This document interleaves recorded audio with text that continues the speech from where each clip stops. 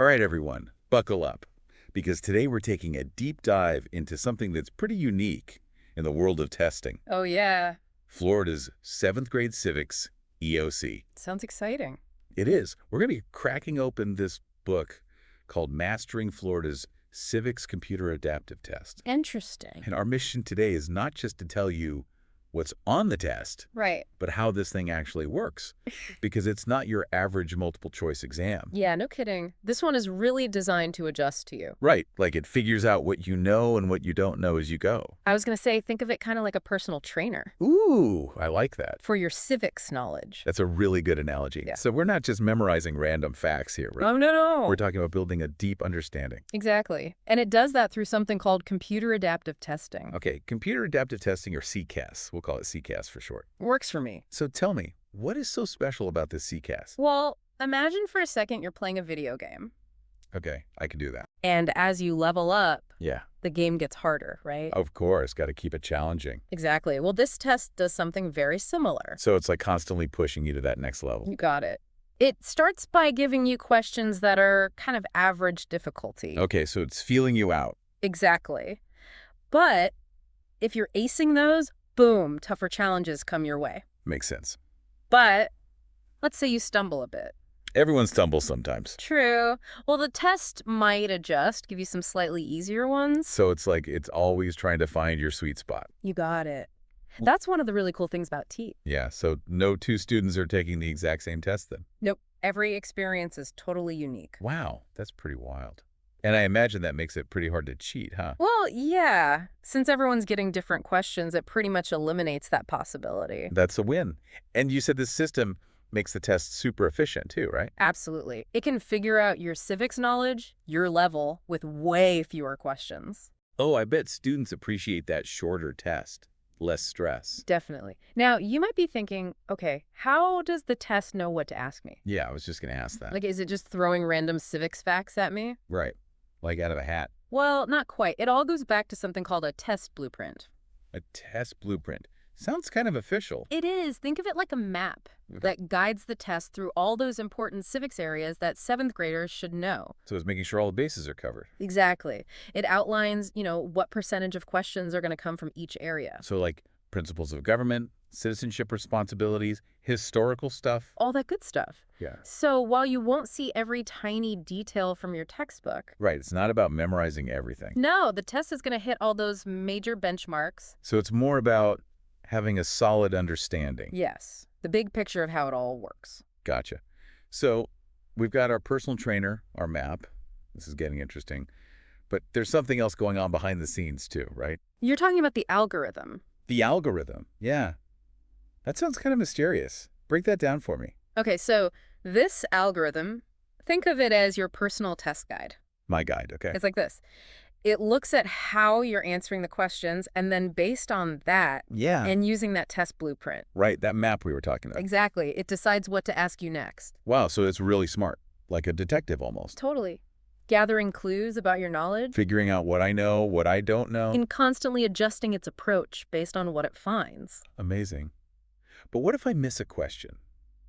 Does the algorithm just give up on me? No, not at all. It's not like that. Okay, good. It gives you plenty of other chances. To prove myself. Exactly. To show what you know in other areas. So it's not just about individual right or wrong answers. It's the big picture, the pattern of your responses. I'm starting to see how this all fits together. So while the test is figuring me out, Right. how should I be approaching the questions themselves? Ugh, that's the million-dollar question. Any tricks to keep in mind? Here's the biggest one. Never, ever leave a question blank. Really? The test won't let you move on until you've answered everything. Okay, so no skipping ahead if I get stumped. Exactly. Now there's a tool. It's called Mark for Review. Mark for review. Okay, I've heard of that. Super helpful. If you're unsure, just flag it and come back to it later. So I don't get bogged down. Right. Keep that flow going. Smart. So it's like a safety net. You got it. For those, I need a minute moment. Exactly. Hmm. But I also don't want to get stuck overthinking everything. Right. Analysis paralysis. Okay, that's me. So think carefully, but don't overthink. Exactly. The test is designed to adjust, remember? Right. So there's room to recover if I make a mistake. Exactly. This is all making the test sound less scary. Way less scary. Knowing it's designed to help me succeed, That's the goal. Not trick me. That's huge. Huge difference. And speaking of different approaches, Ooh. there are these things called context-dependent question sets. Context dependent. That sounds intense. They can be. Basically, these are questions all linked to one passage. Oh, so like a reading comprehension section.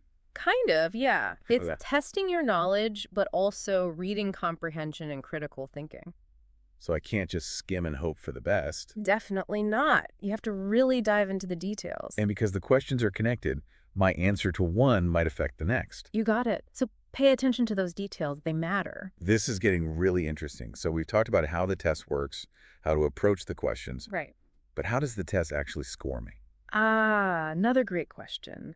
This test uses something called pattern scoring. Pattern scoring. Okay, what's that all about? So it takes into account, one, how many questions you get right, Okay, makes sense. but also, two, the difficulty of those questions. Ah, so it's not just about quantity, it's quality too. Precisely. Someone could answer a bunch of easy questions, Right. but someone else might answer fewer but much harder questions. And they could end up with a higher score. Exactly. It's all about accurately reflecting your depth of understanding. It's like, okay, you've got the basics, now let's see how you apply them.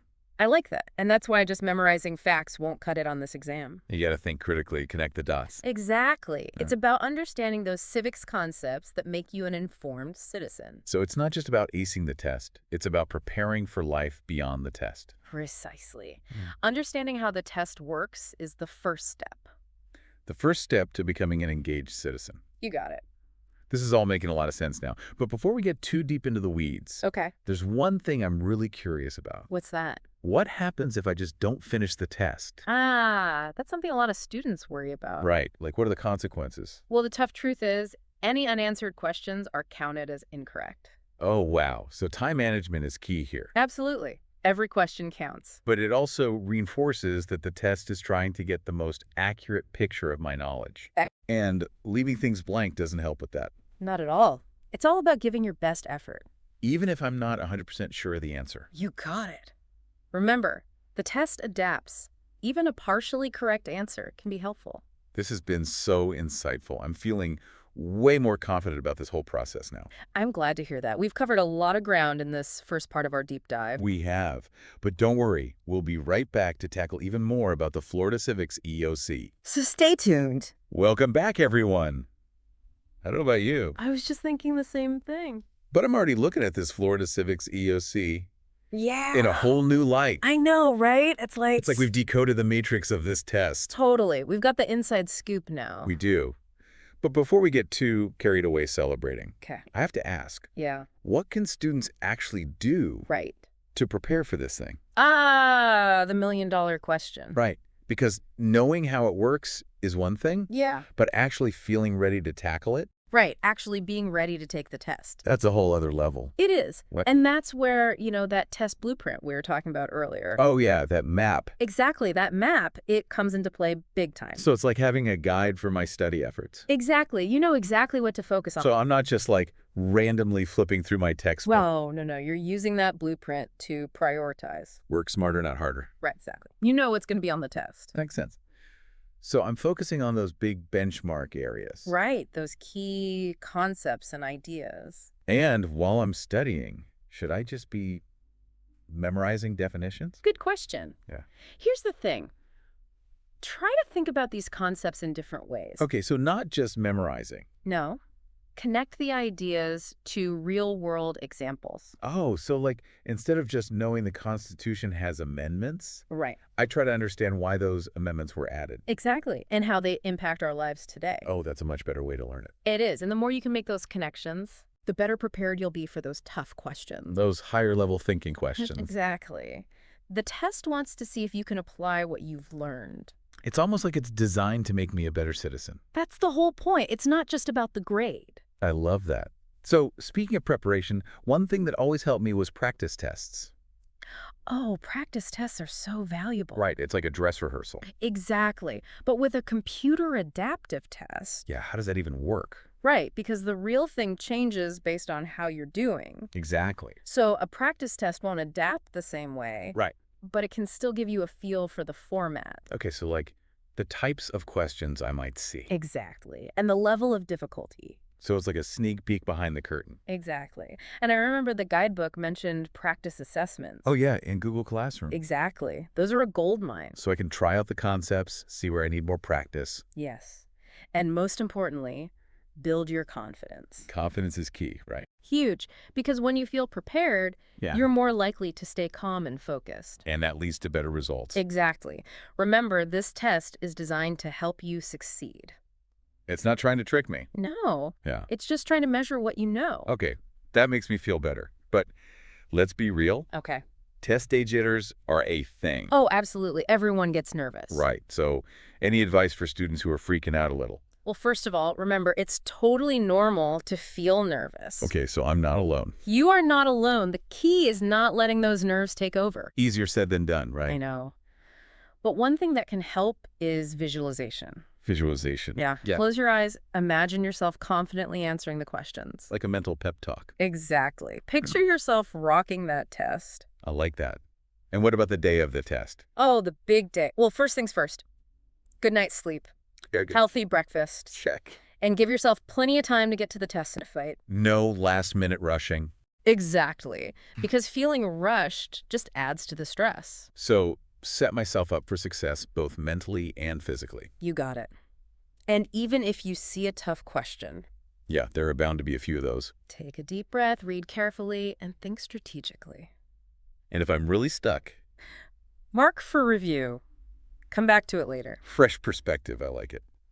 So it's all about showing the test what I know. Yes, Trusting the system to do its thing. exactly. Now, before we move on, Okay. I want to circle back to something we were talking about earlier. What's that? The importance of civics education. Oh, yes. This is not just about memorizing facts for a test. No, it's so much bigger than that. It's about understanding how our government works, Yes, our rights and responsibilities, exactly. how we can make a difference. It's about preparing you to be an engaged citizen. Right. So this Florida Civics EOC, Yeah.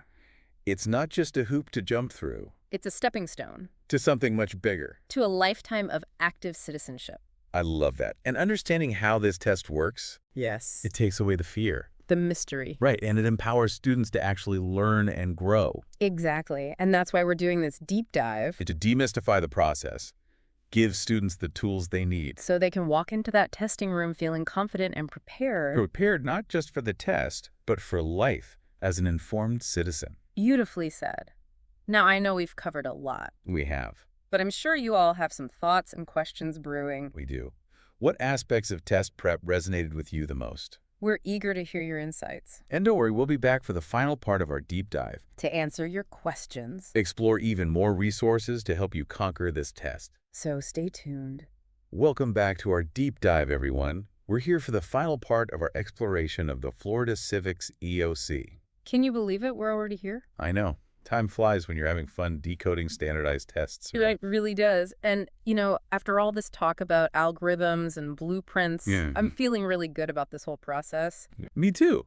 Like, it's not as intimidating as it seemed at first. Right. Once you understand the system. It becomes way less scary. Exactly. And speaking of understanding the system, Yes. our listeners have been sending in some fantastic questions. They have. Clearly, they've been paying attention and thinking critically about all this. They're already on their way to becoming engaged citizens. So are we ready to tackle some of these questions? Absolutely. Let's dive in. All right, our first question comes from Sarah. All right, Sarah. And Sarah asks, if the test adapts to my school level, doesn't that mean I can't really improve my score? Oh, that's a really good question, Sarah. Right, like if it's already figuring out where I'm at, Yeah, am I just stuck there? that's a common misconception, actually. So how does it really work? Well, the test does start by assessing your current level, right? Right. But it's not like you're locked into a specific score range from the beginning. Okay, so there's room to move. Absolutely. Think of it like this. Okay. Let's say you're answering all the questions correctly. All right, I'm on a roll. Even if those questions start out tough, Yeah. the test will keep giving you harder and harder ones. So it's like it's constantly raising the bar. Exactly. And that could lead to a higher score. Makes sense. But what if I hit a wall and start struggling? That's okay. The test will adjust. Phew. That's a relief. It might give you some questions that are a little easier to Okay. help you demonstrate your knowledge in other areas. So it's really all about giving my best effort throughout the whole test, That's exactly it. trusting that the algorithm is doing its job. Right, it's figuring out your overall understanding. I like it. So it's not a one and done kind of thing? Nope, it's constantly evaluating, constantly adjusting. That's good to know. Okay, let's move on to our next question. All right, sounds good.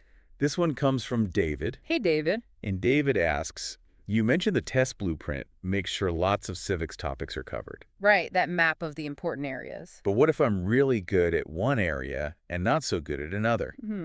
Another great question. Will the test focus more on my weaknesses? David, you're thinking like a true strategist. So what's the answer? Well, remember, the test blueprint is all about balance. Right, making Well, sure all those key areas are represented. Exactly. So you will see questions from all the major topics. Okay, that makes sense. But here's where the adaptive part comes in. Okay. It's going to adjust to your individual strengths and weaknesses. So it personalizes the experience. Precisely. Let's say you're acing the questions about government branches. Okay, I'm a government branch whiz. The test might say, all right, let's see how you do with some history or current events. So it's pushing me to show what I know in other areas. Exactly. It's finding that perfect balance of challenge and support. I love that. So even if I'm not great at every single topic, Right. the test gives me a chance to shine in the areas where I'm strong. And a chance to learn and grow in the areas where you need a little more practice. That's a really positive way to look at it. It's like the test is on my side, helping me succeed. It really is. Now, before we wrap things up, Okay. I want to remind everyone about all those awesome resources that are out there. Oh, yeah. Beyond just studying the textbook. Exactly. We've talked about the practice assessments in Google Classroom. Those are a must-do. Absolutely. But there's so much more. Like what? Think online tutorials, interactive quizzes, even educational games. Oh, so learning civics can actually be fun. It can be. And don't forget the human element. Right. Talk to your teachers, your librarians. They are incredible resources. They can answer your questions, provide guidance. Exactly. And remember, everyone learns at their own pace. There's no shame in asking for help. Absolutely not. So, as we close out our deep dive today, Yeah. I want to leave you with a sense of excitement. Excitement about a standardized test. I know, it sounds crazy, but this isn't just any test. It's a chance to engage with our democracy, To learn about your rights and responsibilities. to prepare yourself for a lifetime of active citizenship. Exactly. And knowing how this computer adaptive system works, It takes away so much of the stress. the fear of the unknown. Right, and it empowers you to really learn and grow. So go out there, study hard, practice, and remember, you've got this. That's a wrap for today's deep dive. We hope you've enjoyed this exploration of the Florida Civics EOC. We had a blast. And we hope you're leaving feeling informed, empowered, and ready to tackle this test head on. And remember, keep those minds curious and those civic spirits soaring. Until next time.